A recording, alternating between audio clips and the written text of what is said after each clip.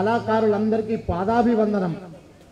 ఈ ప్రోగ్రాం పాటల పల్లకిలో అనే ఈ అద్భుతమైన ఒక తిరుగుబాటు ప్రోగ్రాంను ఈరోజు మా నేర్నాల కిషోర్ ఏర్పాటు చేసినందుకు నిజంగా గర్వపడుతున్నాను.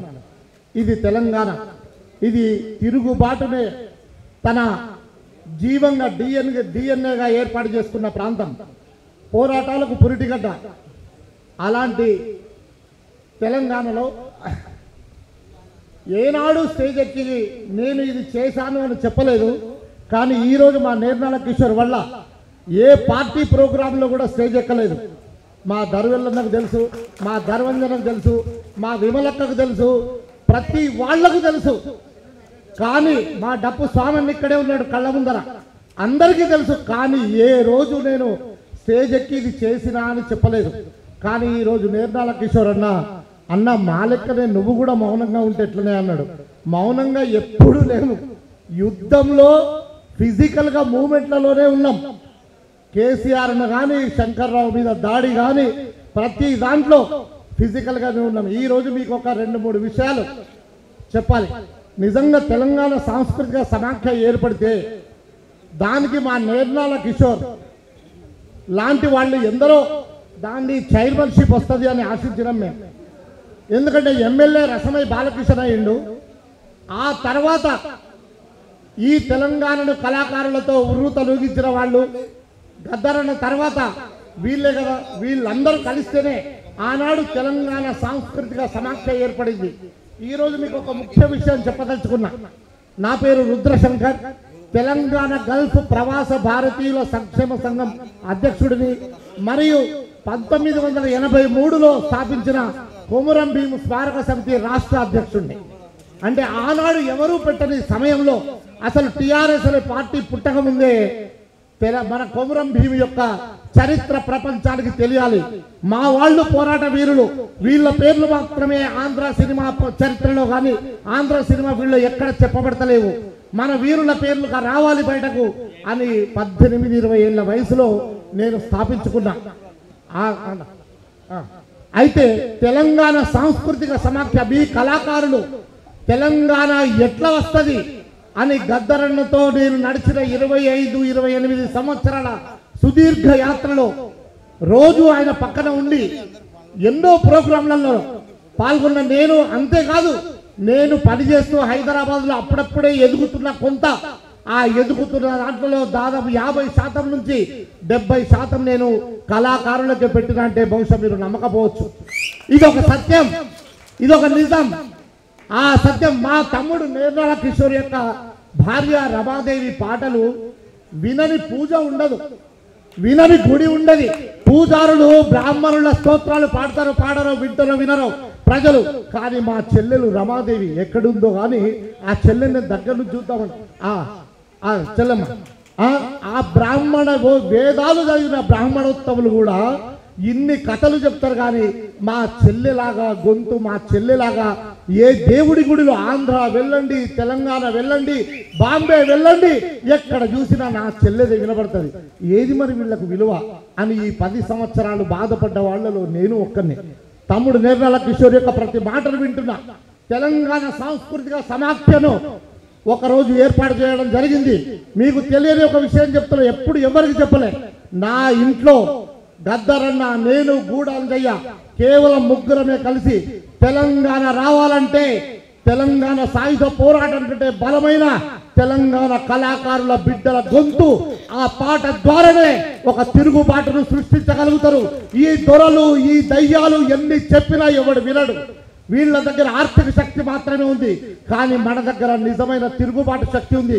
మన దగ్గర నిజమైన తిరుగుబాటే కాదు, విప్లవ శక్తులు ఉన్నాయి. ఆ విప్లవ శక్తులలో పనిచేసిన నా చెల్లెళ్ళు, నా తమ్ముళ్ళు, వీళ్ళందరినీ ఒక్కచోటికి తెస్తే ఈ ఆంధ్ర మొత్తాన్ని తరిమి కొట్టచ్చు. వాళ్లే భావజాలాన్ని ప్రపంచవ్యాప్తం చేస్తారు, ఆ భావజాలాన్ని నింపుతారు.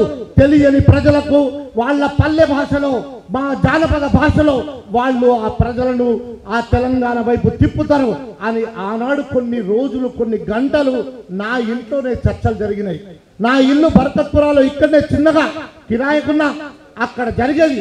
మా డప్పు రమేష్ అన్న అందులో ఒక ముఖ్యమైన పాత్రధారుడు. డప్పు రమేష్ అన్న కూడా ఇది ఆనాడు మరి తెలంగాణ సాంస్కృతిక సమాఖ్య ఏర్పాటు చేసి దానికి వ్యవస్థాపక జనరల్ సెక్రటరీగా మన గూడ అంజనం చేసిన విషయం మీకు తెలుసు. కానీ జరిగింది నిజంగా అయితే నా ఇంట్లో. తర్వాత ఇందిరా ప్రియదర్శిని ఆడిటోరియంలో భారీ ఎత్తున గద్దరన్న ఆధ్వర్యంలో జరిగింది, మీకు తెలుసు. గద్దరన్న ఆధ్వర్యంలో ఇది నిర్మాణం, దీనికి వ్యూహం, రచయితల్లో నేను ఒకటిని అని ఇవాళ సగర్వంగా మీ ముందు చెప్పుకుంటున్నా. ఏ ప్రభుత్వానికి కానీ ఎవడి కాళ్ళ దగ్గరికి పోయి కానీ చెప్పలేదు. 10 ఏళ్ళు మిమ్మల్ని గుర్తించని ప్రభుత్వాన్ని నేను గుర్తించలే ఒక్కరోజు కూడా. ఆ తర్వాత అదే రసమై బాలకిషన్ను మన తేలు విజయాన్ని వీళ్ళందరినీ దుబాయ్ తీసుకెళ్లి వీళ్ళ ద్వారా అక్కడ దుబాయ్లో Telangana cultural association and welfare association అని పెట్టించింది కూడా నేనే అని మీకు సవినంగా మనవి చేస్తున్నా. 10,000 మందితో ప్రపంచంలో ఎక్కడ జరగని ఒక బహిరంగ సభను ఇంటి ఆడిటోరియంలో పెట్టించి ఆనాడు ప్రపంచ వ్యాప్తం తెలంగాణ ఉద్యమాన్ని చేసింది కూడా మీ కళాకారుడే అని పాదాభివందనం చేస్తూ చెప్తున్నా.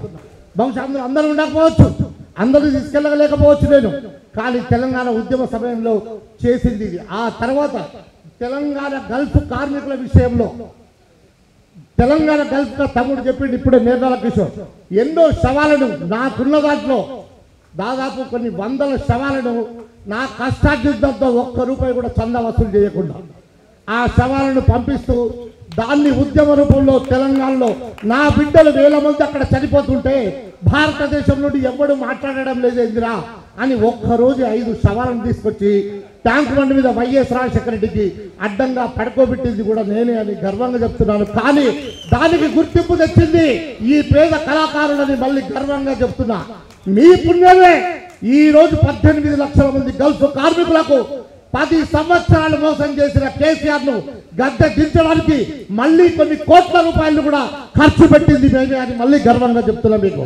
అంతేకాదు ఎవడైతే మన వాళ్ళని గుర్తించడో వాడు వీడైనా వాడైనా ఎవడైనా వాని మీద తిరుగుబాటు మనం చేయాల్సిందే, ఎవరికి తల వంచాల్సిన పని లేదు.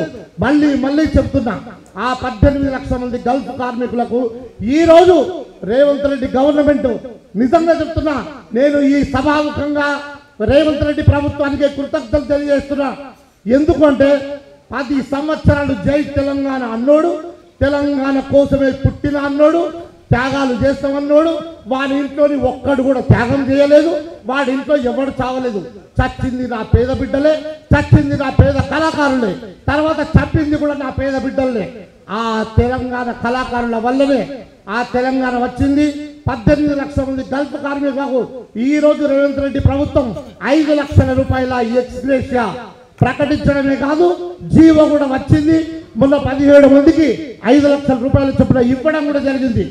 ఇది కేవలం తెలంగాణ కళాకారులు తెలంగాణ శవాలను తీసుకొని, బిడ్డల శవాలను తీసుకొని నేను శవయాత్రలు చేస్తుంటే శవయాత్రల ముందు ఏడుస్తూ పాటలు పాడిన ఈ కళాకారులది ఆ విజయం నాది కాదు. 28 సంవత్సరాల పోరాటం అది. ఒక రోజు కాదు, 2 రోజులు కాదు, గల్ఫ్ కార్మికుల పోరాటం. 28 సంవత్సరాల పోరాటానికి దాన్ని ప్రజల్లోకి తీసుకెళ్ళి ఈ కళాకారులే. ఇక నేను ఒక 2 మాటలు క్లోజ్ టైం చాలా ఇచ్చిండు. ఇక నేను తర్వాత అనుకున్నా, కళాకారుడా పేర్లు చెప్పను కానీ డప్పు రమేశ్వరుని తీసుకొని గోదావరి కని పోయి, ఓ కళాకారుడా నీ పాటల్ని వేరే వాళ్ళు అమ్ముకుంటున్నారు, నీ పాటల్ని ప్రొడ్యూసర్స్గా మారి వాళ్ళు సొమ్ము చేసుకుంటున్నారు.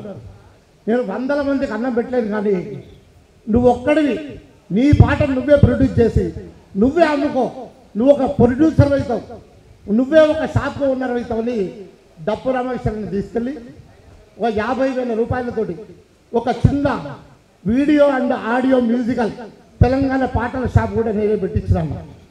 ఇది నా జీవితంలో ఒక మరపురాని రోజు. నేను మనసులో అనుకున్నా, ఇట్లా ఒక్కరికి కాదు మీ అందరి దీవెనల వల్ల చాలా మందికి చేసిన ఆ పేర్లు చెప్పుకుంటే ఉపయోగం లేదు. దయచేసి మీ అందరి ఆశీర్వాదంతో బస్ దీవించండి.